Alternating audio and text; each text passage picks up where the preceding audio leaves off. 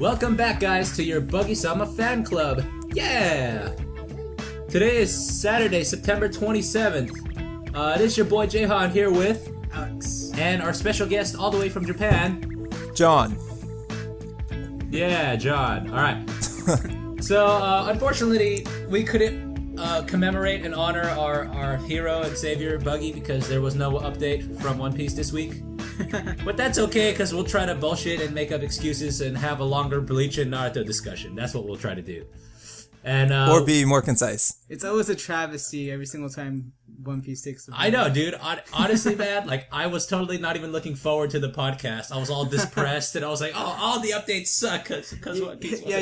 You really don't realize how, like, lackluster things are unless they're gone. Yeah. You know, because then when you only have Naruto and Bleach, Naruto and Bleach, it's like, you read the update, and it definitely feels like something's missing. You know what I mean? Why is manga so boring all of a sudden? It's because One Piece wasn't there, man. There's no, like, substance, man. Alright, so Bleach 598, the Shooting Star Project, We Only Have to Beat You mix. Like a mixtape. Like remix, dude. Like an alternate title for a song. Alright. For sure. We only have to beat you off mix. You know what, though? The Shooting Star Project sounds like an album that some weird ass band, an alternative music group would do. Or like a Japanese like hip hop group. Yeah, it could be. Could be like a hip hop EP or something. Shooting Star Project 2.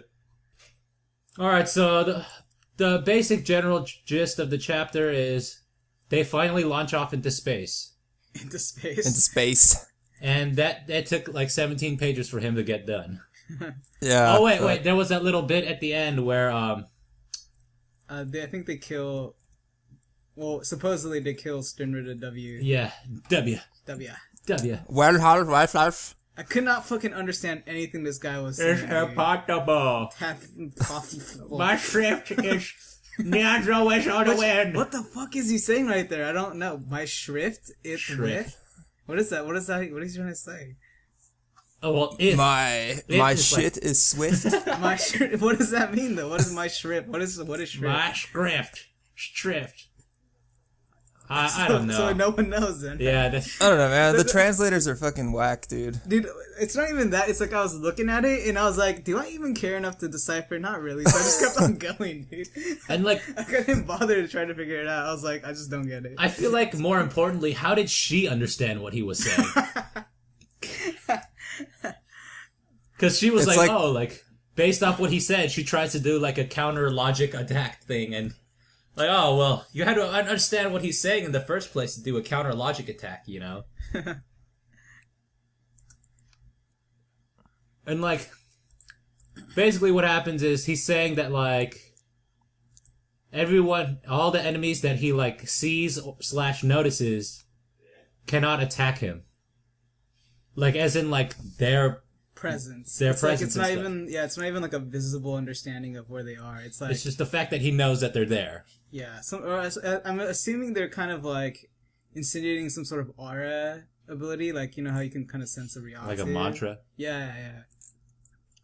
And what was confusing to me is, like, did he cut them in half with his finger, as in, like no enemy can exist where my finger is going across right now, and he, like, cuts them like that? Or I think like... so, yeah. I think that's what happened. Although, why they wouldn't just kind of, like, contort...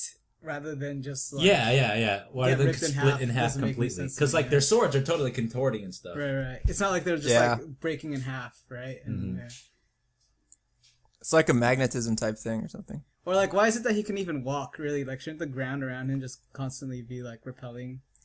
I guess he doesn't choose the ground as an enemy. Yeah, it's just It's just ground. It's whatever he decides. I feel like if he, like, trips and eats shit on the ground... then the ground will totally, like, go away from him. Like, oh, your ground is an enemy. What if he, like... Oh, that'd be pretty sweet. What if he was just walking, though, like, on the earth, right? And he tripped, and, you know, subconsciously he just, like, automatically triggered, right? And so the ground's constantly, like, moving aside. And he's just falling and plummeting all the way through the middle of the earth because everything's constantly just moving aside for him. and he gets to the center of the Earth, and like it's so hot that it just like melts his face, and he's just dead. All right, then, that's a pretty specific scenario, but he gets to the center of the Earth and he like stops the core's movement. Did you ever see that movie, The Core? Yeah, the movie was whack, man.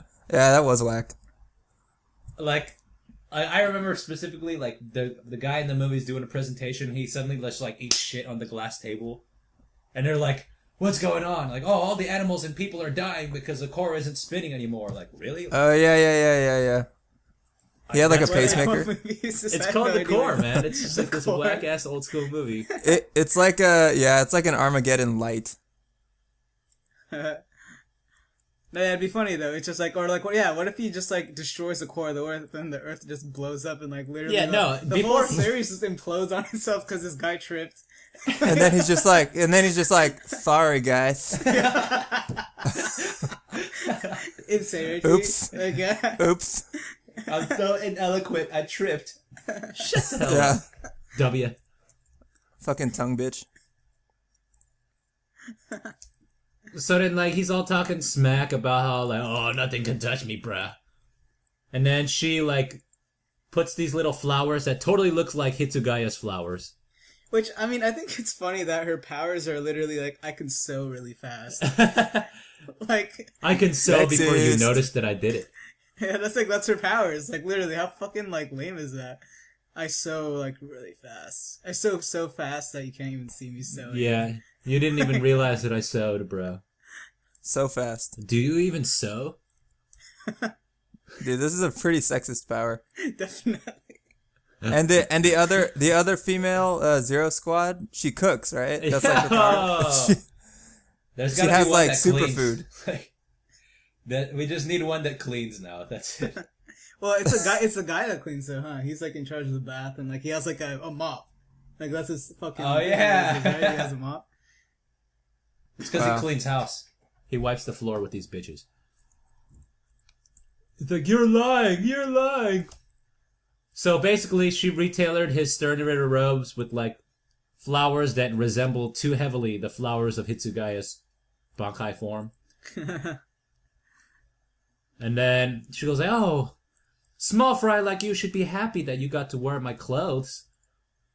It's totally like Kanye West, like selling a t-shirt for $170 or something like that. It's totally worth it, dude.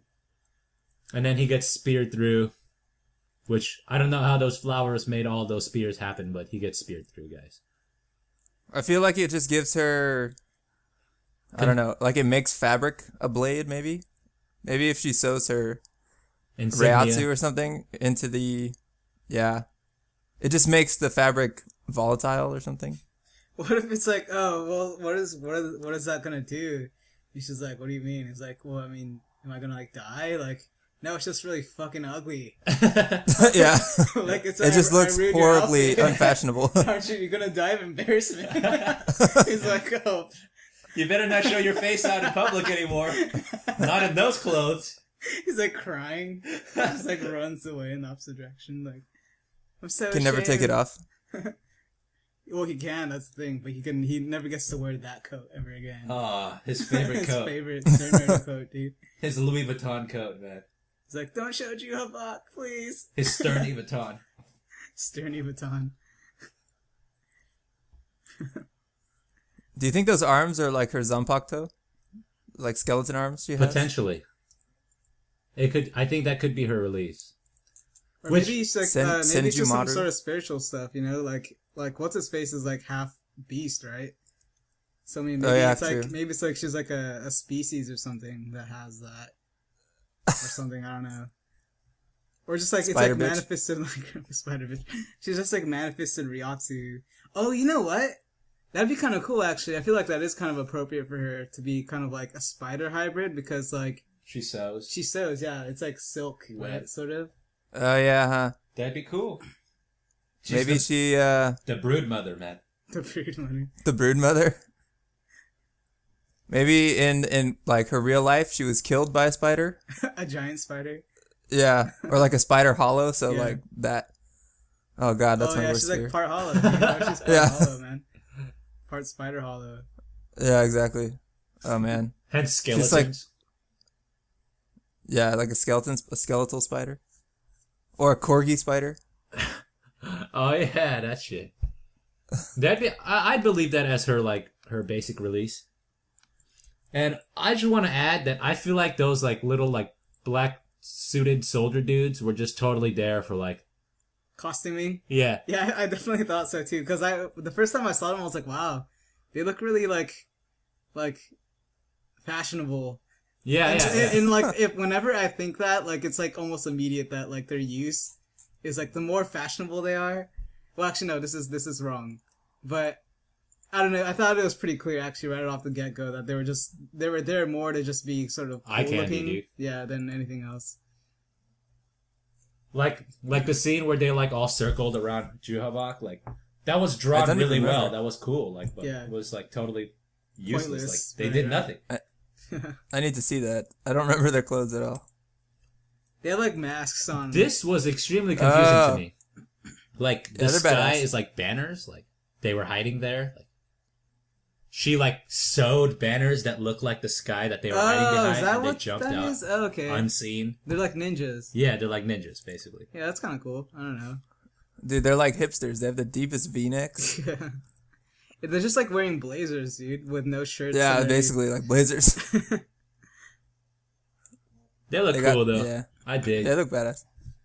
And they look like the Gimp almost, like a fashionable Gimp. What'd you say? They just look like fashionable Gimps. Like she pulls them out of her trunk.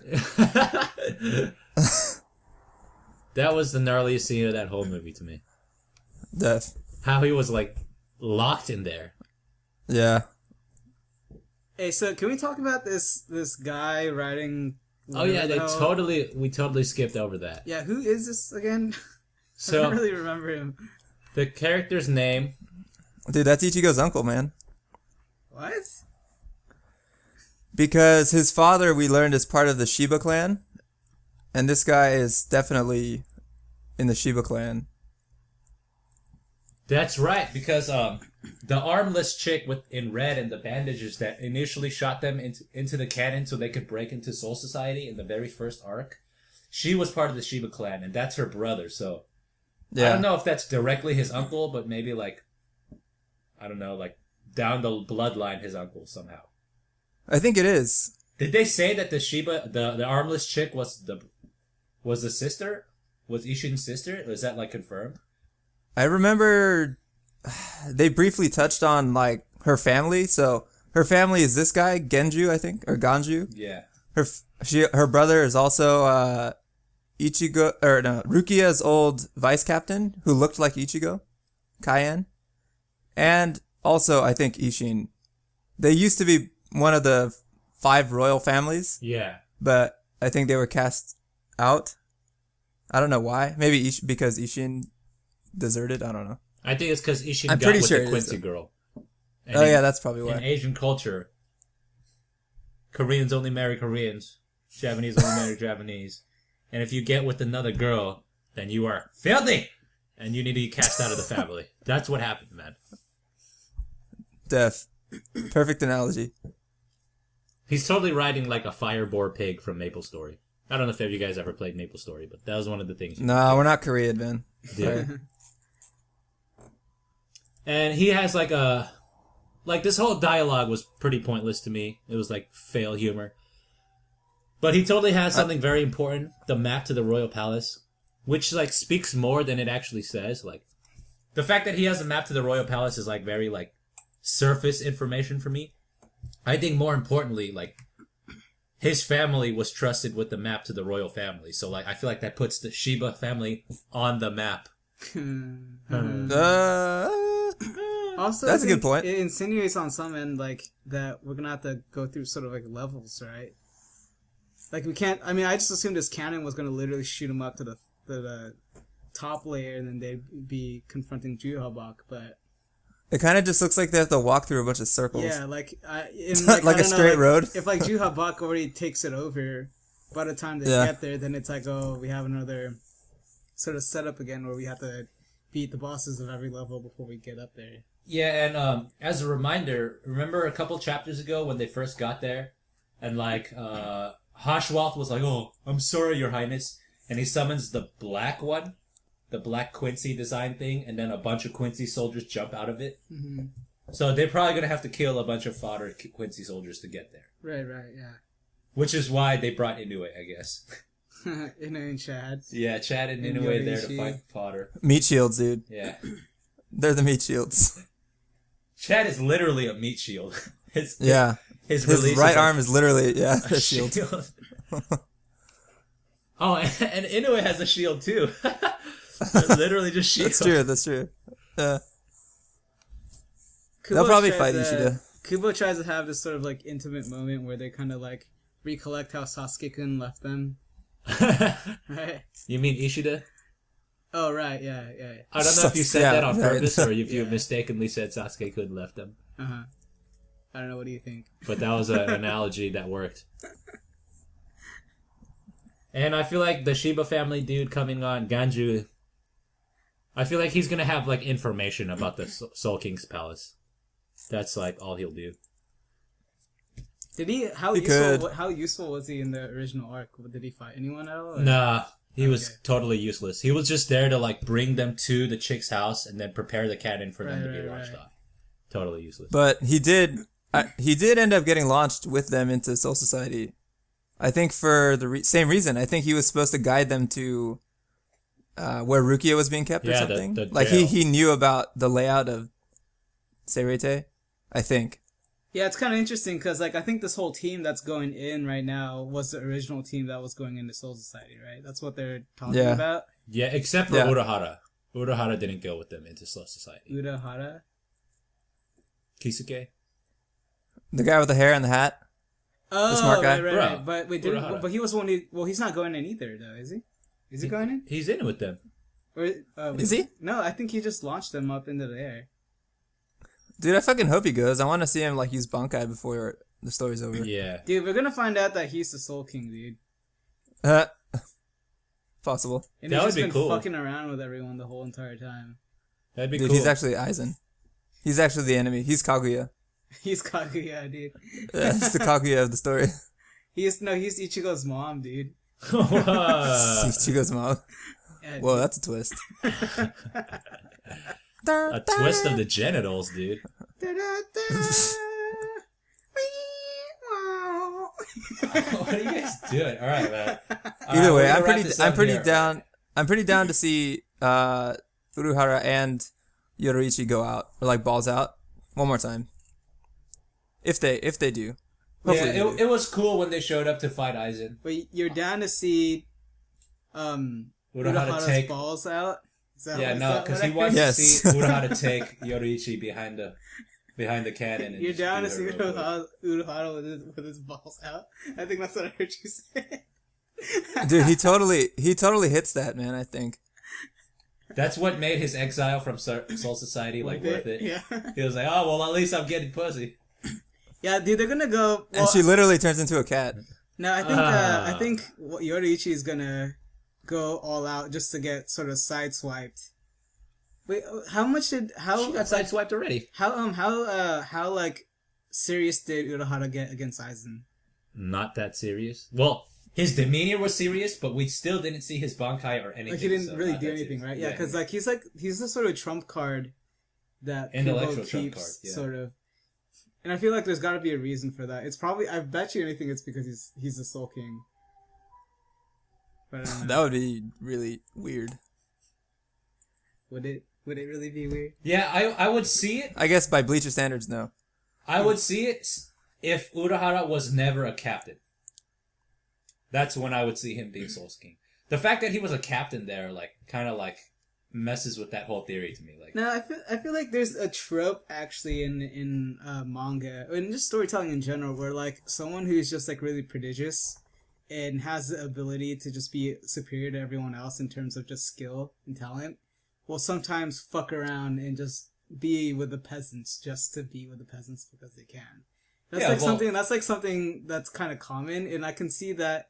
I mean, I get what you're saying, but I feel like he could have been one of the captains just to see how effective the Gotei 13 was and like what it would be like to be a part of that sort of army. Like, oh, this is who's supposed to protect me. Okay, you know, just like isn't it kind of a moot point because we've literally seen the Soul King already? Have we? He's kind of that like suspended. He's like suspended in a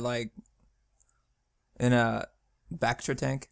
Maybe that's like what he looks like on some level, but then it's more metaphorical and metaphysical. You know, it's like that's like a version of the Soul King, or it's a version of Urahara, but Urahara can kind of manifest himself as this dude who's just kind of like looking like a loser stoner dude person. You know, that's the first reference or like comparison I made of Urahara when I like was reading Bleach, because you know I like caught up, and when I was going through Bleach chapter, I was like, dude, Urahara's just like this stonehead. He's just like the stoner, like yeah, he's like a guy who originally you look at, you can't take seriously whatsoever, and I think that's definitely intentional. Like the sort of like idea that you can't necessarily read, you know, like how like I guess ultimate poker face, basically. Yeah, I guess, you know, or like the sort of, you know, like common saying where you can't judge a book by its cover, right? But I feel like if he was sulking, he let the Aizen thing get way too out of hand. But maybe that's maybe that's how he feels about it though. That like my sort of like I can kind of make a like guide the sort of stuff to go a certain way, but I need to, generally speaking, be hands off on when it comes really down to it. Because otherwise, why didn't the Soul King do anything about Aizen? That's what I'm saying. I know, but I mean the actual Soul King. Let's say for instance that Urahara is not the Soul King, right? Here's the Soul King. You can make the argument that the Soul King himself didn't do enough to stop Aizen because he didn't do anything at all, right? He didn't even show up. The only reason that I what's it called? Like dispute that point is because like it's kind of a weak reason too. It's because like Urahara is already like there. Like if Urahara was a Soul King, he could do something because he's there. You know, like whereas the Soul King is like too majestic in his crystal little ball in his palace. You know? Here's what I would posit. I would say if. You know, going on your theory, I don't think he would literally be the Soul King, but like if you think about Clerks, or not Clerks, that religious movie he did, Dogma. There's that angel, like Metatron, who's played by Snape. Mm-hmm. He's like the voice of God. Mm-hmm. So maybe all this time Urahara has been like maybe sort of like a messenger for God, or he's been the Spirit King. Which would make sense. The voice of God. So like a court jester, like a representative, like right. but not literally God. Yeah. Okay. Well, yeah. I mean, that's what I would go with, because I don't know if I would buy him being the Soul King. That's a little crazy for Kubo even. Because like everything that he's done, like that has been like it's supremely efficient and effective, except for like the little seal that he did on Aizen's chest to get the Hyogoku out of him. Mm-hmm. Everything that he's like done that's been like useful and effective has been like through like guidance. Like you guys should go and do this. Like you guys should get this and then do this with that. Like which would make sense that if he was like the voice of the Soul King, like the Soul King is trying to help them without actually physically being there to help them. Right, like, and the Soul King is Ichigo's grandpa. Is it yeah. Really? The Soul King is Chad, guys. It's Chad. No, actually, it's the Soul King is it's Brooke. It's Brooke. The Soul King Brooke. Yeah. Zing. All right. I think this cow's been milked dry. We're gonna move on to Naruto now. Predictions. Predictions. Someone gets stabbed. Yeah. Someone gets stabbed on the Soul King Palace front or in the Soul Society front? I think we're gonna go back to the Soul Society front just because Kubo likes that shit. Yeah, we saw Tongue Bitch get killed, so maybe go back to Soul Society. Hopefully Tongue presumably Bitch is dead, killed. like, because Kubo always does that stupid shit, but wait, there's more. Yeah, true. This ain't OxyClean, this is a story. Jesus. Too soon, bro. Alright, man. Are we gonna resing the claps or what? This ain't OxyClean. This is a story.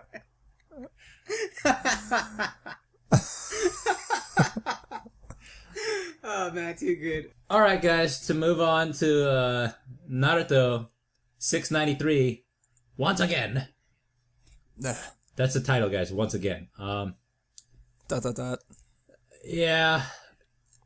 All right. So at this point, I've just embraced the fact that Naruto has not gone the way that it should have. And I go by chapter to chapter, just like hoping for the best. Like, oh, well, like in this shit situation that we're in, like at least he did it like this.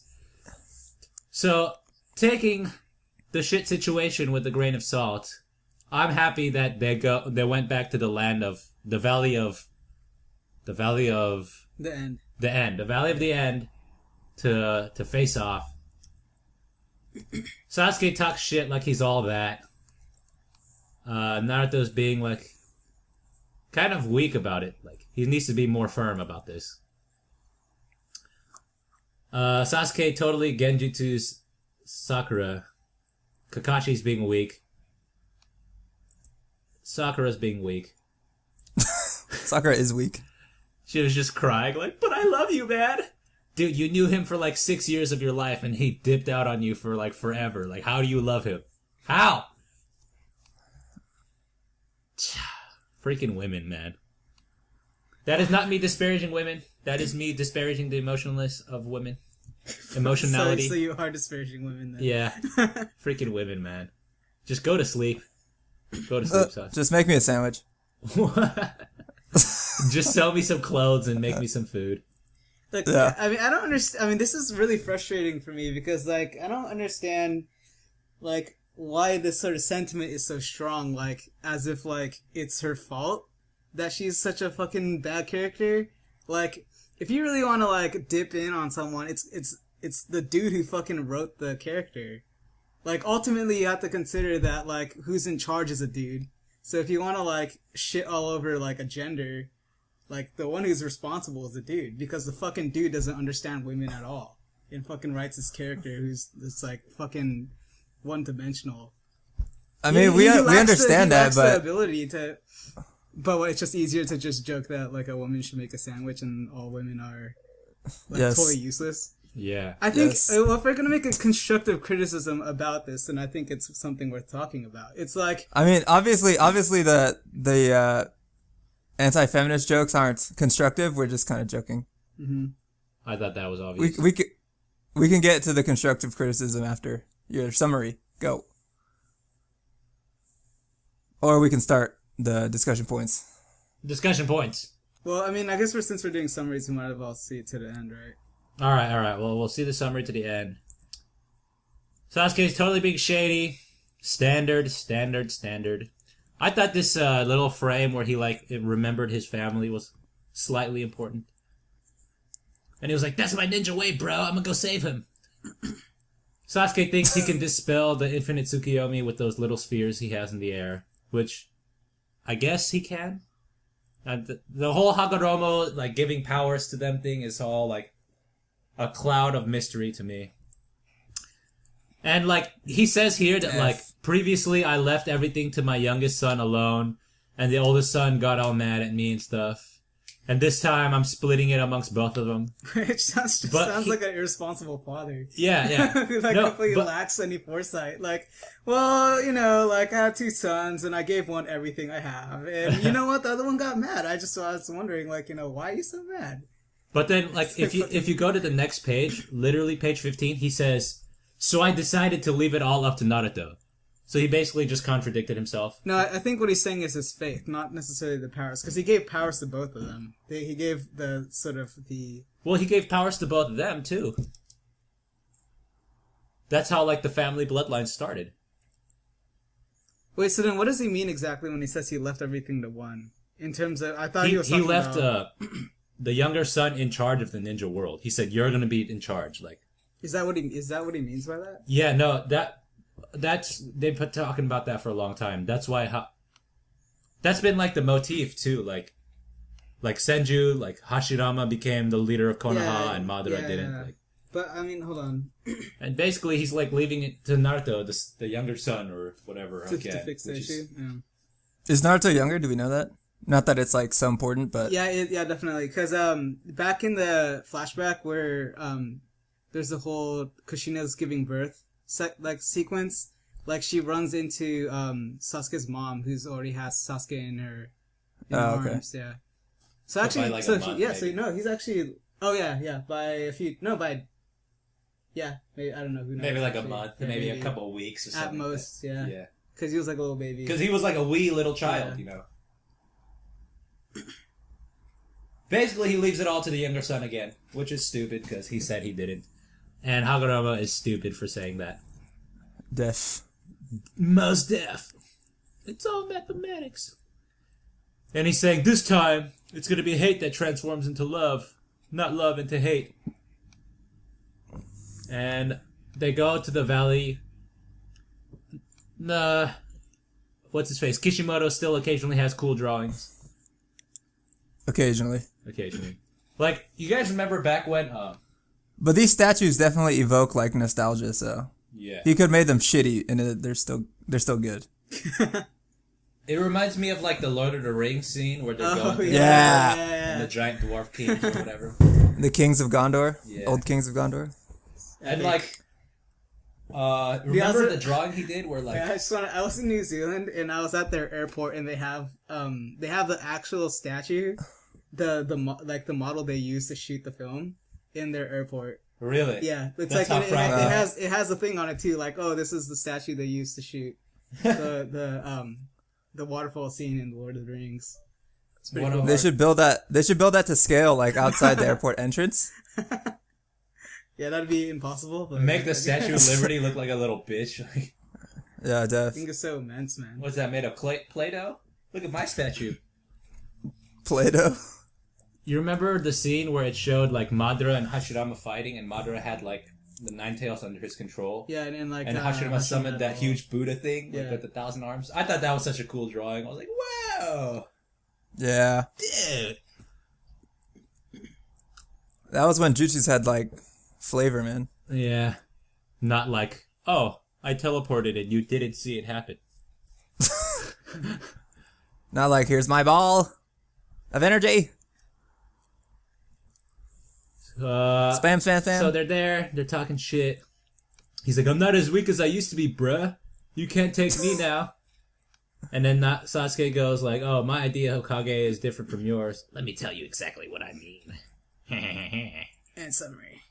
Right? And scene. Okay, so let's see. What's the first subject we should talk about? The fact that the sage is still just floating there. Should we talk about that? I think he said that his sort of like his time limit here is pretty short. Yeah, so he He's should be kinda gone. Like, So you're just saying you're just annoyed that he's still there. yeah, he's still just there talking. Like, if you had this much time to just sit there and talk, why don't you just Hop the tell fuck us off that cloud and start beating some ass. Yeah, or at least tell me something I can use as like information. Like, oh, like my half of power that I gave to Sasuke works like this. Now you better go knock his ass out. Like, no, I'm gonna just like talk about love. Like, the sage is a pothead. Dude, he should have just like been in Naruto's head. Yeah, You know what I mean? Like he shouldn't even really be manifested. Like it should sort of be a thing where like in Naruto sort of a voice in their head, right? In both of their heads, yeah. In a sort of like resurrection scene, right, where he's basically Jesus Christ, right? He dies, getting sort of like the Nine Tails extorted out of him, and everyone thinks he's dead. You know, oh no, Neil's dead, and then he sees. Use the force. Naruto. Yeah, and he's. Let's go. Just like.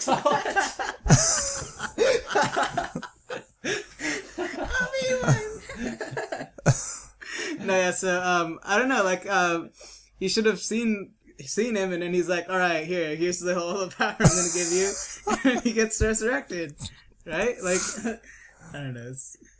Yeah. I would have loved to see him used in that capacity instead of. Yeah, it's funny. Okay, like, it's funny and easy to make fun of because it's so fucking predictable. But like, it's such a strong idea. And I think this version of it is very lackluster. Yeah, for sure. Instead, he had some plan. It would be like when fucking Luke is like confronting like Darth Vader for the last time, and like Obi-Wan manifests himself, right? And like he's just there making a commentary during the entire battle, like just like sitting down. The father and son fight at last. Yeah. Luke, dodge it, Luke. Watch him on the left, Luke. He likes to attack the legs. I've tried it. I fought him before. Take the high ground, Luke.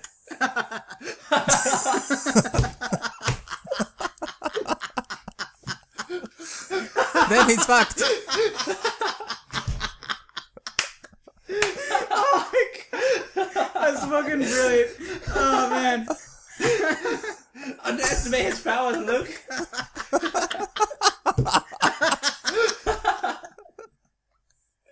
Oh my god. Oh my. In the next special edition. Oh, dude.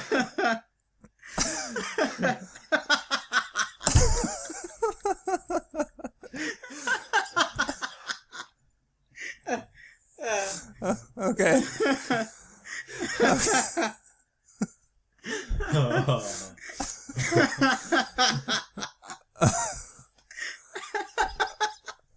Dude, I'm sorry. Oh god. Listeners, we're gonna have to take 5 for some laughing right here. Oh my god, dude. Okay. Oh, my abs hurt, dude. It's fucking hot in here now, dude. It's like laughing up a storm. Oh, Jesus. Yeah, I had to take off my socks. I'm pretty hot now. It sucks. Oh, man. So, anyway, first talking point. We haven't even got to the first talking point. Yeah, we just randomly went on a tangent about how the stage is still here. Like Obi-Wan, yeah. I guess we should talk about like Sasuke and his sort of like motive.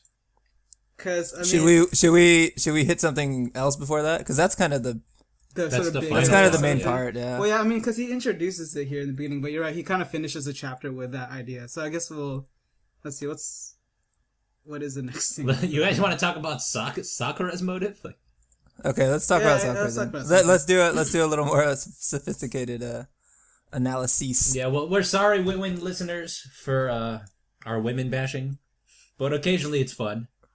Dude, by the way, classic Kakashi, like, he just like falls down. Yeah, he's like, oh man, like, dang, I'm tired. I'm really tired right now. Yeah, my chakra's gone.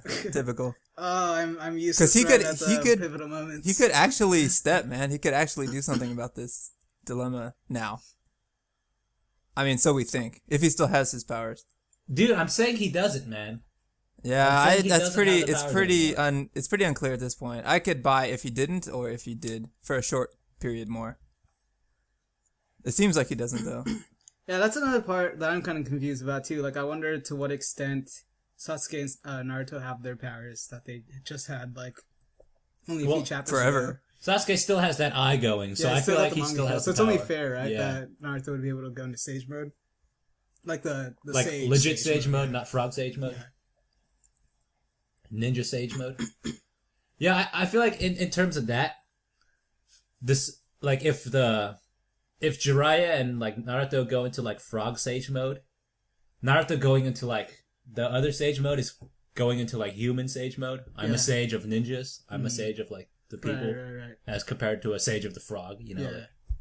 Or the toad. Yeah, like the toad is kind of like more like a facet of nature. Yeah. And now he's just with nature as who he is, because he isn't a frog. Yeah, right. He's and like he could totally see like, because you know how like by having like nature chakra they could like sense stuff better, and like he could see, which totally became like irrelevant in like one chapter. But remember how Madara was using like his like invisible clones? Mm-hmm. Well, I forgot what they were called. You know what I'm talking about? Yeah, and then Naruto could actually sense where they were, even though he couldn't see them. Yeah. He had an idea of... So I consider that sage to be like human sage mode. Which is cool. Yeah. That would be an interesting idea. I feel like... I was thinking it kind of says something about Kaguya that that Naruto and Sasuke are so still like full of stamina that they can go fight a balls out fight. Yeah. Like they just beat this insane villain, but neither of them is spent at all. Yeah, Sasuke just Fucking- totally did like fucking whack. something that like, what's his face? He just sealed every tail beast like nothing. Because remember how when Naruto was fighting Pain and he was in like the skeleton mode, and his Shibaku Tensei couldn't hold him, Yeah. whereas Sasuke just like, I just got the Rinnegan like an hour ago, but I'm gonna make a Shibaku Tensei for all the tailed Yeah, beasts 9 in of the them. middle of the sky. Like, Yeah, unbreakable too. and he just fought Kaguya. They didn't even eat any senzu beans or anything either. Yeah, nothing, man. It's been like 10 minutes, not even 10 minutes. Not even a Red Bull, dude. It literally just happened. Yeah. Yeah. Yeah. And They're not even Kakashi's like- the only they've one been- that's like really spent. They're not even Yeah. like, all right, let's do this honorable battle. We'll rest up tonight. I'll have a beer, a sake bomb, and some steak, and then we'll come back tomorrow and fight. They're like, no, we're doing this now. Like, Yeah, seriously. No resting time, full stamina. Yeah, give me Weak one ass second. Kaguya, man. weak ass. Anyway, back to Sakura. Yeah, weak ass Sakura. Which, like, just shows how much Kishi just, like, makes women totally, like, useless. Like, to go back to your point, like, Tsunade was, like, one of the Sannin, and she was totally, like, the weakest one by far.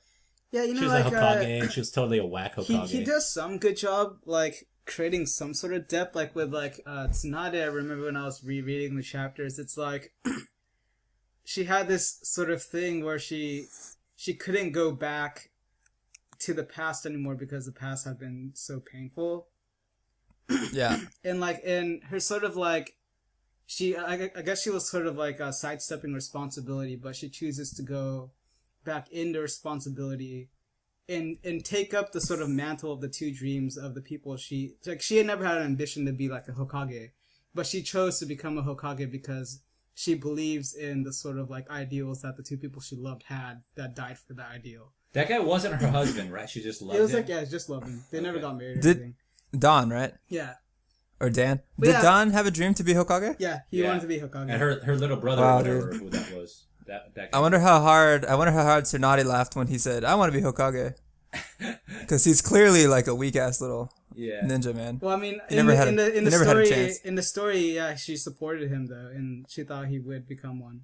Like, I think what it was after the death of her little brother, she was trying to push legislation to like change up the teams of the ninjas, where each sort of ninja team had to have a healer with them, and she like made this whole like point about the statistics, like if you have a healer on your team, the stats of like your survival are going to be so much higher. And like the guy was like, I don't know. Yeah. I'm not sure if that makes logical sense. But Yeah, I feel like yeah. you're onto something there. And like Healers. Huh? what an odd concept. Yeah. But then like Dan shows up and he's like, yes, I believe in this too. And then they like, they kind of like have a like coffee together or something. Yeah, yeah, And he's like, They have a moment. Yeah, and he's like, like what you said. Oh shit, sorry. Dude, come on, man. He's like, like what you said, like I think it makes so much sense. Like if I was Hokage or if I was like president, like that would be what would happen. And she's Yeah. like, oh my god, I thank want you. your dick now. Thank you. Like you should be president. But I mean, Did her brother die at that point? her brother had been dead. He died like Okay. out in war or whatever. Like it was like some sort of like accidental thing. I think like he ran into like enemy troops like on a mission that like wasn't supposed to involve sort of like. But on this He point was- that you're going on about, it still wasn't like her like conviction to like Dan and her brother that made her go back and be Hokage. It was Naruto, because remember, like, Yeah, but I mean, I'm just commenting on the fact that there's. I mean, I think that's part of it. of who she is as Yeah, a character. yeah. now. Yeah, and it's definitely. like, and there's something poetic about the fact that she was this female character, right, who was just kind of in support for these two other side characters who she really, really believed in, and because they died, it's like it's her. That's Naruto comes back to remind her of that. Like, don't hide away in pain. There's things to fight for, right? because she was like drinking and gambling all the time. Right. Yeah. And yeah, she was trying Wasting away her to life. because she was like kind of a shell of who she could be. And so it was interesting to me because like I remember feeling like I didn't like that Tsunade was a Hokage at all. Because, like, up until then, the track record was, like, very fucking impressive. Yeah, you know, when you think about it. by far. Like, yeah, and then insane. Tsunade came, and I remember just, like, later on thinking about how out of place she felt. But then when I was rereading the chapter, everything made sense that she would become the fifth one. To, like, retake the mantle of the two people that who wanted it more than anyone. And she came back to take it on herself as a responsibility because, well, mainly because Jiraiya he felt like it wasn't his place to do that. You know what I mean? And so, building off that, she could have been great. But, I mean, after that point, after that establishment happened, her character just took a fucking plummet. You know what I mean? Like, she herself never really, like, grew as a character after that point. And I think because of it, her character kind of ultimately suffered, and it felt kind of like she wasn't really doing anything. And then she was kind of doing great things in the sense that during the pain arc, like, she was, like, healing all these people. Yeah. But, like, ultimately, it's just, like, she wasn't... It was Nagato that saved everyone anyway, like... Yeah, it's, like, I really think, like, this stuff goes hand in hand. Like, what is brought to the table by the character and how the character tells a story means a lot to how much they end up being worth within a story, given their powers, too. It's, like, they come hand in hand, in my opinion. And Sakura was the same. She had this, like, sort of, like... After, when Shippuden came out, like, I think it made sense for her character to be the way she was in the beginning. And even then, there was a little girl. Yeah. And it's, I mean, I don't think it's so absurd to sort of insinuate that young girls have a sort of infatuation with, like, very cool looking boys, and they don't really understand what love really is, you know? And it goes both ways, right? Well, but that's what I'm saying. Like, she loved Sasuke when she was... young and dumb. I mean, I was going to keep, keep going. But yeah, but even then, right, there's this sort of moment before, like, Sasuke's been dealing with this whole push and pull of, okay, I mean, do I stay in, because, I mean, I've been proven that there's things worth living for. And I don't have to go down this path of vengeance. Like, I have people care about me. You know, I technically have a family now. But, like, but the manga really pushes it on its character really hard. Like, remember your fucking brother? Remember what he fucking did? And like, and he can't handle it. And plus the whole thing with Naruto and the sort of hubris that existed there between them, and him seeing Naruto constantly getting stronger and stronger, and him seeing that, you know what, by doing this shit, I'm being stagnant and I'm not getting what I want. And so he chooses to leave, and Sakura shows up, and they have this moment, and he knocks her on the neck, but before he does, he tells her, like, thank you. Thank you. He says thank you because in that moment, he's basically saying, you guys have both offered me more than I can ask for, and you're basically giving me what I need. But I have to do this, and I appreciate it so much, but I can't go on living without fixing this problem of mine, is what he's basically saying. Mm-hmm. And there's a chance there for her character to realize the sort of, like, what it is about him that she loves. And even then, it's like, it's very, like, what does she really have to do with him in his sort of, like, in his really very deep issue? Like, nothing's happened to her in her life that should make her empathize really with what he's missing. And that's, like, that was a chance for her to realize that, yes, he's, like, my friend, I care a lot about him. You know, like, we've all became friends, and that's kind of why I care about her. But, I mean, it was her chance to grow within that arc where they're gone for 3 years and come back as you know, the Shippuden teenagers, right? Yeah. Where she's coming back in, and she's like, okay, the motive here now is because we know that there's good inside him, right? And, like, as friends and as team members, like, it's our job to try to help him out. Yeah, exactly. And but that didn't happen. Right, though. he hangs on to this idea that she's still, like, in love with him. Like, I mean, what was the proper trajectory there was her to realize that, like, there's the whole relationship began between them, as in Sakura and Sasuke, based off an infatuation, right? But her chance to grow as a character wasn't realizing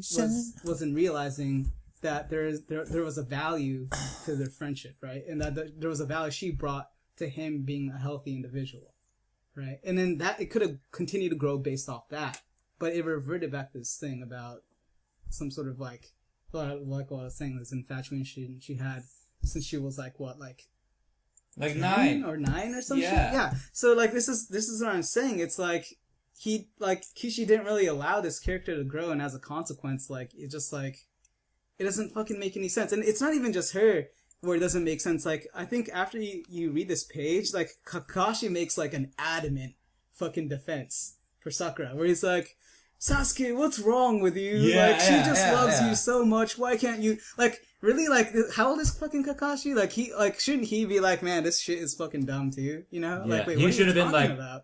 like the adults are talking. Shut up. Like that's what he should have said. Here's what, I don't know, maybe this is kind of a small nitpicky thing, but like my problem here, I understand her feelings, and I think they'll probably never, I don't know about never, yeah, probably never. I don't think they'll ever go away. She's in love with the idea of like maybe she can save this boy, this lost boy, you know? Mm-hmm. I don't like exactly A lot how to remember. Yeah. I don't like exactly how she used this sentiment in kind of a half-assed way. Like on page 7. It's like a guilt trip, you're saying, right? Yeah, but kind of like, okay, well on page 7, let me see if I can explain. She's, looking at him, and then she kind of gets this face like this motherfucker at the bottom, Do you see? Yeah, She's like, I've had it with this fucking emo bitch. And I was kind of anticipating like, oh, all right, she's gonna like hop up right in front of his face and like sock him or something, but she just sits there and like professes her love like a little. Say it. Say it. No, Say I it. was gonna say like a little juvenile like person, Not she hasn't. That's not the kind of. Obviously, she's been holding this in for years, right? Yeah. She's been waiting to say this, and she's just sitting on the sidelines, hoping to reach him like that. She has said it multiple times. Remember when they were after the Danzo fight or something like that? there's that whole sequence there, and there was Did she also, say that? Yeah. I love you, and I want to like take your pain. Or something? Yeah. She's like, listen, fuck Konoha, I'll follow you. Yeah. She tells him that. He's like I don't care. Like, I think Sasuke okay, is like good. And I think earlier too, like way back in the beginning when they first meet Sasuke, I think she kind of says something there too, because she's the first person to see Sasuke in Team 7. So just by virtue of she's done this before since he left, she should realize talking isn't going to work. Like, you can't just try to pull this card out every single time. And like, so we, the reader, just feel like it's useless, and it's obviously he's not going to change his mind. You have to like get in his grill a little bit and like, or at least save that card for later and start. I think this whole situation is summed up really well in the last panel of page 10, where Sasuke says, "As for me, I have absolutely no reason to love her, and likewise, I can see no reason why she would love me." Yeah, that's he's kind of like the typical whole situation defined right there. Yeah, exactly. For sure. I don't think he'll ever. I feel like he's incapable of loving someone romantically, to be honest. Which is like funny because like, doesn't he want to resurrect his clan? Yeah, I know, right? How does he expect to be able to do that exactly? Whenever he tries, his like cock goes limp. It's like, I can't love you. I'm sorry. Yeah. I'm sorry, my clan. I'm sorry, Uchihas. I can't love this. I saw my whole family dead. I can't do it. Yeah, I don't know. I mean, that's the thing, though, right? It's like, so when Sasuke talks... I just needed a little more emotional impact from Sakura's uppers, that's all. Yeah, well, I mean, so you're saying that what Sasuke says makes sense, and I think it's really because, like, Kishi, more than, as the author of the story, can understand, or... Damn it. Sorry, guys. Or empathizes more with what Naruto and Sasuke want, because he can project his own sort of desires as a person into them, right? And that's why I don't consider Sakura to be a main character, really. I consider the story to be just about Sasuke and Naruto. Right, yeah. She's just a major character, for sure. But I mean, that doesn't matter, though. I mean, there are plenty of other stories out there where the major characters have very, very real sort of characters and they're not desires. developed upon at all. Like their intentions intentions are kind of weird. Developed. Like, they are developed, Dude, I feel like hers really wasn't developed upon because she's like saying, confessing her love. I'm talking about major characters in general. I was saying there are plenty of major characters out there that are developed and have these things. I'm talking about this story. Yeah, I'm making a comparison. I'm saying that it's possible. It's just that she's not. I thought you were saying. I thought you were saying major characters aren't. I thought you were saying that they're interesting and good characters, but not even when they're not developed. No, that's not what I was saying. That's I was what saying in this situation, like. the major character was not developed at all. Yeah, And what I was but trying to say is that she like has this like unconditional love for him, pretty much, like where she's like, no matter what kind of shady shit that he's done and like what kind of horrible situations that they've been in, she still loves him, and that's why she's trying to save him. And like, it's like totally like what's the word? Like unproven, like unbased, like why, like. Yeah, I mean, in Sasuke's mind, yeah. I think it goes so he back addresses to what John was saying, where it's like she's sort of in love with this ideal, she has this belief, and she's in love with the idea that she can bring back someone who's gone back that far. And I think that's very close to what Naruto believes. Yeah, that's too. like so in that sense, it's like, yeah, I mean, I think that's a real thing to be able to believe in, but I think her character itself isn't really believable at all at this point. Like, I feel like what's more believable is if she had been grounded a little bit more in the reality of it, she could still be in love with that idea, and it can still be the sort of prime motive for her character. The reason why she continues to fight. Yeah, right. I'll take that. Same way, that's exactly what Naruto is doing. Yeah, it's right? like motivation for her to continue on in the story. Right. That's it's like for Naruto, it's like he still strongly believes and is in love with the idea that no matter how far gone my friend goes, I can still bring him back. The difference is that he's not just talking about it. As the main character, he's active in his pursuit to make that happen. But Sakura could be too. But it's just she doesn't, for whatever reason. I would posit that, this is the kind of bullshit that happens that gives like shonen such a bad rap, where like people are like, we try to tell people, it's a shonen story, but it's got these sort of elements of it that are quite good and kind of give you an idea, a better understanding of the human condition. But this is why people think shonen is for like little boys, because of this bullshit, where like you take these like, anything but the major male character who apparently can only be the one who does anything correctly. But we should probably move on to Sasuke and. Oh yeah, time, huh? And his motive. All right, so like Sasuke saying that like he wants to be Hokage, but not the Hokage that everyone else knows. Like he wants to be his own idea of Hokage. In order to do that, he's got to take out Naruto, who basically wants to be Hokage more than anyone else in the world. So, not just take him out, but literally kill him. Yeah. He's like, you have to die. You're going to die. It's unavoidable. Which, I mean, we moved on, but I mean, he literally says that, and like Sakura still is like completely fucking glosses over that. You know what I mean? Like, that's fucking bullshit. Like, I'm gonna kill Naruto. You can kill Naruto. I just want to be with you. Yeah, it's like, yeah, it's fucking you can kill everyone stupid, as long as I can have you. But yeah, so I mean, I how think fucking contrived is this though? Like, I mean, it's appropriate that they're having this fight at the Valley of the End, but I felt like it was in such bad taste that Sasuke was like, "We're going back there. You know where it is." Like, If anything, like they should have just ended up there. Gone there. Yeah. They should have just been there. Like the whole stage should have been set, and they were just they fucking landed there, and it just really like it's like, yeah, of course they're right here. This is the Valley of the End. This is where everything's all supposed to take place, and it's like. And you know what?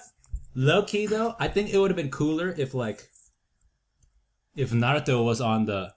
This is just like a little fanboy thing, but if Naruto was on the Madara side, and like they were switched positions, like I think it would have been cooler. Like, what's your reasoning? Because like it's kind of different now than it's been, in a way. Like, I don't know how to explain this, but like when they first fought, or like when Madara and Hashirama fought, they were fighting for like the same, like they were fighting for leadership of Konoha, right? Like, all right, who's gonna be Madara and Hashirama? Okay. Yeah, when Hashirama and Madara fought, yeah. And like in this situation, they're not really fighting for like ownership of Konoha. They're fighting for like basically this fight's gonna determine like how the whole world is gonna be afterwards. Like, okay, like yeah, and like it also goes back to I'm also going back to what Hagorama said, where he was like, oh, like it's different in that, like, I'm not just entrusting everything to the younger son and leaving the older son to be pissed off anymore. Like, I split it amongst them. So, like, the situations are, like, different. And the way it's set up right now, like, Sasuke basically has the upper hand. You know, like, he has, like, all the tailed beasts and stuff. So, like, Naruto is trying to take away from Sasuke this time, not Sasuke taking away from Naruto. That's the way I see it set up right now. And, like, Madara was trying to take it away from Hashirama before, and since the situation is flipped, they should be on opposite sides. That's what I thought about. It's kind of like a moot point. Well, I mean, Naruto has... like Naruto standing on... Huh? Standing on the other side of the waterfall. Okay, switch places. Yeah, switch places because, like, their roles are kind of different. Like, I think what's more important is that it's really representative of a clash of ideals, right? That's too complex for his audience. I mean, I feel like it's really more about... I'd like to see even that. Even in the first battle, it's really more about what I believe versus what you believe. And I mean, it's not really about who's taking what from who. You know what I mean? Like, I mean, even in this, it's like Naruto has half the tails inside him. So I mean, I could appreciate. But the thing is, Naruto can't undo the infinite Tsukuyomi. Yeah, he can. No, he can't. Because you need both powers. No. I mean, he says that in this chapter that the sage said that only with half the tails you should be able to undo the infinite Tsukuyomi. Because I remember in the previous chapter they didn't talk about, like, having the tailed beast to undo them. They talked about having their what's it called? Their respective sage powers. And what's his face? Sasuke has, like, the eye power plus all the tailed beasts, whereas half the tailed beasts, whereas Naruto only has half the tailed beasts. He doesn't have the eye power. So Naruto needs Sasuke to, like, undo the infinite Tsukuyomi, whereas Sasuke doesn't need Naruto. I'm not sure if that's been specifically stated. All I know is right here on this chapter, he says, according to what the sage said... What page? On page 5. Of the manga stream one. I don't know what it is on the manga or whatever. But he says, according to what the sage said, I don't even need the tailed beast power that's inside of you to dispel the infinite Tsukuyomi as long as I have the tailed beast that I've captured to use. So, I mean, I'm assuming that applies to Naruto as well, because he's got equally the same amount. Now, I mean, I can understand maybe, like, because Sasuke has the eyes. Yeah, that's what I'm trying to get. But I don't know. I mean, Naruto's done so many, like, just ridiculous things at this point that I think that's a moot point as well. Like, if once he beats Sasuke, I feel like, I mean, they're gonna work together anyway, because that's kind of what the story's about. But even if Sasuke didn't choose to, I feel like, you know, Naruto will just find some sort of way to be able to do that. I mean, the guy's, like, learned how to fly. You know what I mean? Out of no sort of under what sort of logical explanation? Like, I don't know. He just can do it. Like, I mean, the story doesn't. Wait, what? I was just gonna say that I don't know if Naruto could dispel it. Maybe he'll find a way, but it would be a very contrived way. Mm-hmm. Right. Sasuke is the only one. Sasuke is the only one right now who could do it, like, at a whim. That's what I'm saying. Yeah, but, like, I guess back to your point, Justin, of, like, switching the places. I like the analysis, but I think he wants to keep it as transparent as, like, Naruto is Ashura, Sasuke is Indra. So he wouldn't switch the places for the audience. That's like, yeah. So that would be moot, but it's a nice analysis nonetheless. And that definitely puts a lot of stake in this fight, since if Sasuke dies, the Tsukuyomi stays in place. Yeah. Fuck. There's kind of a lot at stake here, actually. That's what I'm saying. Like, this fight is going to determine, like, the rest of the universe, like, or, like, the rest. At least the rest. The Naruto world. The rest of, like, the time there. Like. Mm-hmm. And yeah, this gets back to, like, the main meat of the story. After, like you said, I think last time, Alex, like, the whole Kaguya stuff was just, like, taking huge fucking detour. This is kind of what we need. And which is good, I guess. I accept it now. But the pacing was just god-awful. Right, And I mean, there was like irreparable damage that was done to the plot. For sure. Way early on in the ride. Definitely. But I really like... Yeah, I like what they're fighting for. I like Sasuke's sort of... he kind of seems like he has...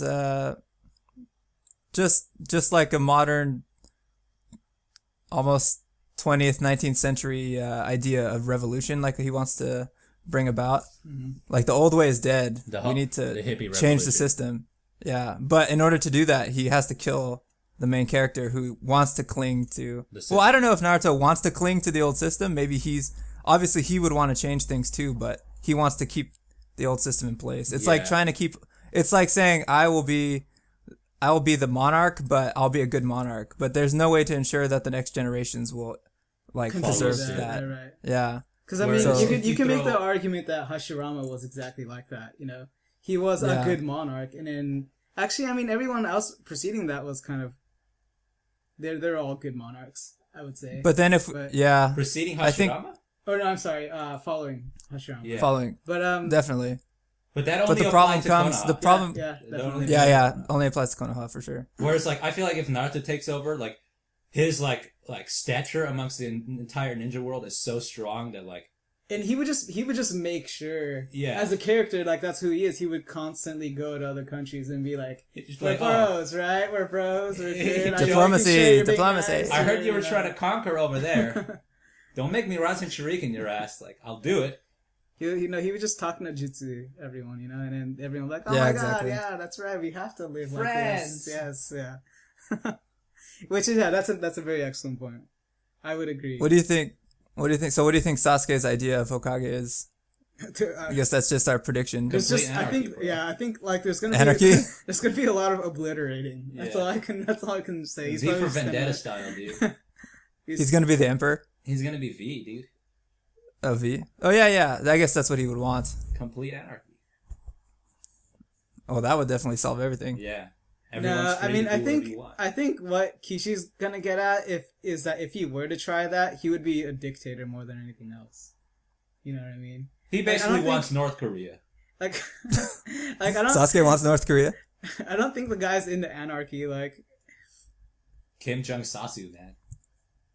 He's just into breaking down the old power structures. That's it. Yeah, I don't know if he wants to establish an anarchy, but he would create certain rules. I think about how and what you're allowed to do, and if you break it, you're dead. You know what I mean? So North Korea. Yeah, so North Korea. Kim Jong. And whether that sucks. Who? Kim Jong Usuke, dude. Kim Jong K. Kim Jong K. Since Kishi's giving us this ultimatum of it's gonna be this way in this world or the other, who are you willing to see live? Well, I guess both we want to see live, but it seems like one of them has to die. I think what you're getting at is whose ideal do you want to see prevail by the end of it, right? Yeah. I want to see Sasuke's but it seems like ideal Sasuke is so hell bent on either killing Naruto or dying trying. But he thinks he's gonna win for sure, undoubtedly. But I was reading in the comments though what was sort of like an interesting sort of thought. But the person was saying it seems to me that Sasuke is actually testing Naruto more than he is anything else. He's basically going just testing him. Yeah, he's kind of going to the Valley of the End here, and he's saying, "Look, you want to be the leader? Prove it to me that you can be." Yeah, is what he's how far are you willing to go for your ideal? Are you even willing to kill me? To kill me, yeah. That's a good idea. That's a good point. So he's basically trying to pull an Itachi. Yeah, before he entrusts the fate of the world to Naruto, he himself has to give the final test. Are you ready to do this? Yeah. Can you kill me? He's basically he's trying to force Naruto to go all out. Because if Naruto knew that he was just testing him, he wouldn't. Right. So he had to prove that he meant the business. Yeah. Yeah, definitely. Because that's the thing, right? Is that if if Sasuke really wanted, I don't know, yeah, if Sasuke really wanted what he's saying he's wanted, then he would just do whatever he would do. He wouldn't like do this honorable bullshit where he's like, "Hey, meet me at the Valley of the End." You know what I mean? He would just like literally go after Naruto right then and there, and he would probably take him by surprise and just kill him. If that is his motive. Yeah, because he'd be smart. Like, all right, like he would have just killed Sakura. Yeah, he would have just stabbed them in the back. Yeah, why didn't he do that? Why didn't he just kill Sakura? Why did he do this genjutsu thing? And why is he talking about ideals and everything? It's like, if he really wanted to take it over, he would have beheaded him and then killed the 5 Kages in the tree. Sasuke's smart. Like, he would realize that even if they do an honorable full out match, like, there's a chance that he can lose to Naruto. Like, that's a real chance. Like, and he knows that. So, like, if he really wanted to, like, have his way, then he would have just been like, aha, and like kill him right there. Right. So, I mean, I think that does kind of reinforce the idea that he is ultimately a test for Naruto. I mean, I could see that taking ground. I'm not sure if like that's really honestly, truthfully what his motive is, but I think there's something in there to it that is definitely a truth. Quick question. You know how Itachi gave a little bit of something to Naruto a long ass time ago, and he said it's for when you face Sasuke? Yeah. Has that been triggered? It's already been used. Itachi came back through the what's it called? The thing that brings back Edo Tensei. Right. And he met up with Naruto, and it came out of Naruto's mouth, I think. The bird. Right? And then of course it's the Sharingan. It's the Sharingan that basically lets you, like, I think, place an illusion upon yourself to where you have control. And so Itachi was able to replace control on himself. Oh, yeah. And he was able to be free of the constraints of the Edo Tensei. Yeah, that's right. And I think that's what the use was, I thought was kind of lame. It was a hack, basically. Yeah, because I kind of wanted to see, like, Naruto somehow using that power against Sasuke in the fight. But yeah, it kind of got used up. In a dire situation. Like, and then the bird comes out and Sasuke gets, like, Izanagi the fuck out. Yeah, I was thinking, I was thinking maybe, like, maybe Sasuke uses some sort of, like, ultimate Sharingan power that's just hacks, kind of like Izanagi or whatever, that basically puts Naruto in a position where he's fucked. And it's the thing that kind of nullifies the situation, where it comes out and it undoes whatever the Izanagi was, and then they're back at sort of, like, square one or whatever have you. And then Sasuke is just, like, blind in one eye. He's like, God damn it! Sasuke needs to get Izanami. It needs to happen. I definitely think he's gonna get the Rinnegan Demon in the other eye. It just doesn't make any sense that he wouldn't have him in both eyes at this point. So I think the fight's gonna awaken it. It's probably gonna be a trump card or something. It's you know what's weird? I was reading through this again, but before they get to the Valley of the End, when they're running there, Hagoromo's kind of like giving this like narration. So he's like, I've decided to leave it all up to Naruto because I'm praying that this time it will be hate that transforms into love. Rather, I pray they're able to reclaim the lost love, not just Naruto, but Sasuke as well, because unlike with Kaguya, they've known something of love. So that last part, I don't understand why he makes, again, a correlation with Kaguya. Like, there have been so many reincarnations of this struggle. All of them, like even Hashirama and Madara, like they knew what love was. They had their own sort of experiences with loss and love. Yeah. So why is it now all of a sudden these two who know more about love, or Naruto who knows more about love, that he can pull the bad incarnation back into balance? Like, I don't even know why he compared it to Kaguya. That's just weak. Like, yeah, weak I think like thematically it doesn't hold very strongly. But I guess if you're talking about, like, characterisms, then you can make the argument, well, Hashirama and Madara were on opposite ends of the war, and they liked each other. They were, like, good friends. I mean, they might have even had, like, there were, like, homosexual undertones. I think we were talking about this in the previous incest chapter. But their sort of circumstances were much more extraneous, and with Naruto and Sasuke, they kind of, like, grew up together almost, and then kind of, like, were befriended on the same side. And yeah, I mean, one was definitely more politically heavy, and I think there were more things about him that kind of put them against each other, whereas with Naruto and Sasuke, things were much more about choices, Yeah, I feel like amidst like everything that was going on, the love was like more of a thing between Hashirama and Madara because their clans are going to war, but they're friends. Like, like we should be enemies trying to kill each other, but I love you as a brother. Like I feel like that's like a bigger deal than like, oh, we grew up together and like, oh, you were sad as a kid and I was sad as a kid. Now we're best friends. Like, I don't know, man. I feel like it should have applied to Hashirama and Madara more. More than anything. Yeah. Yeah, I think thematically it's weak. Especially when they're talking about lost love. Like, they used to be best friends and then they went to war against each other. It's like Romeo and Juliet, dude, except it's like Romeo and Romeo. Yeah. Yeah. Romeo and Antonio. Romeo and Julio, dude. Yeah, Romeo and Julio. I'm telling you, man, this whole story was a front for their gay love to each other. And we'll end it on that note. All right, guys. Predictions. Last part. They're just going to talk about what he means by Hokage. Oh, okay. Talk no jutsu? Talk no jutsu. In the next chapter? Yeah. Heavy talk no jutsu. I mean, I think he's going to talk about it, but I don't think it's going to be... I hope it's not that long. I feel like the momentum is going to carry through, and it's going to be...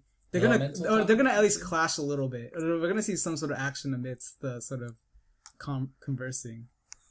It better be a damn good fucking reason. Whatever his intention is, it better be good. Because you made fun of me when we were kids, and I'll never let you go for it. I'm sure it's gonna be pretty good. It's like, oh, it's because like you fucking kissed me, you motherfucker. Comes full circle. That's how Sasuke will change. They'll kiss again. Love. He's gonna give him 1,000 years of pain. It's gonna change him. But with his dick. 1,000 years of happiness. Take it. They're gonna wrestle like. They're gonna wrestle like in that Star Wars parody, just like rolling in circles. Oh, dude. Anyway, so yeah, action and talk. I think that Sasuke's gonna unlock the other Rinnegan in like maybe 4 or 5 chapters. I think it's gonna end in 4 or 5 chapters, dude. Nah, I think there's gonna be fighting for at least that unfortunately long. And I think that's gonna be the trump card actually that he unlocks, that is like the ultimate the ultimate hurdle that Naruto has to kind of get over. But why would it be though? Because like I feel like with just his one eye, he's already doing it all. Like what could like one more eye do? Like, well, what do you mean? Like, oh, having both makes him a bigger obstacle he'd have to get over. He'd just be a lot more powerful. Because you just said it yourself, he can already do this much with one eye. Imagine what he could do with another one. So basically, he'll be doing the same stuff that he's doing, but on a larger scale. Yeah, on a scale that Naruto, at least in terms of power, would definitely struggle against more than. Because like, I mean, you'd argue that they're kind of up to par right now, right? No, I'd say Naruto's stronger right now. Naruto's stronger. Yeah, because he was doing more stuff. Yeah. Huh. He was wrecking Kaguya. But then, if anything, though, it's the thing that like he'll get that kind of puts him just up tier enough. You know what I mean? It's like Goku was like kind of like, sort of like, it's like the difference between like when Goku and Vegeta were fighting, and Vegeta turned into a monkey, like that. Yeah, I guess I was gonna say like it's like Goku and like Cell, where it's like Cell's kind of like they're pretty close, but like Cell's stronger. But it's like going SS2 is the thing that's like kind of, it's like the Cell would be the in between of those two things, and it's kind of like that kind of dynamic, where it's like Naruto is just strong enough, but then the other manga kill is the thing that's going to be just enough to be stronger, not on the even plane, but like a big enough hurdle to be like, because I mean when you're talking about like the last confrontation, the guy has to be stronger than you, or else it's just not a challenge and it's not interesting. Yeah, as interesting. Not interesting. So. The final boss has to be hard. What he can do with that, I don't know. Maybe he's gonna even... Dude, what if he brings back the Ten Tails? He unlocks the last one and gets the Gita Maza out of the moon, and then fucking puts all the tail beasts that he owns inside the Gita Maza and controls the Ten Tails, and now he uses that against Naruto or something. I don't want to see any tailed beasts being used here. Yeah, I just want to see them duke it out. Well, Naruto's definitely gonna use it. That's like a huge part of his arsenal. He's got like half of all of them. I think he'll use their power, right? But he won't. Like he'll do that. He had like the 10. Elemental. What do you call those? The Zengans. Yeah. Yeah, I've had enough tailed beasts and Gitomazos and fucking trees and shit. I can't handle any more of that. Yamato's gonna come out, dude. Fucking Yamato. Dude. Yamato? You guys remember yeah. that one like little panel Yeah, where yeah. he came out for a split second He and then he came got out? eaten Check up out, by yeah, the- man. I don't Fucking even Chekhov's remember, gun. dude. He's got to do something. He's been shown. Watch him like not come out for the rest of the story. Watch like Kishi totally have forgotten that he wrote him in there. It's like, oh shit! I totally forgot to use him. He'll be back to help rebuild. Oh yeah. There'll be like a panel where he's using Here's his 1,000 powers. houses. Ah! And it's Just like, makes- oh yeah, Yamato's back, and that's like it. That's Chakra like all. houses. Baller. Well, all right, guys. Thanks for listening in. Good discussion. Good discussion, guys. Thanks everyone for listening. Thanks, John, for tuning in. I gotta take a dump. Thanks for that information as well. Yeah, guys, we're done now. We out of here. Peace.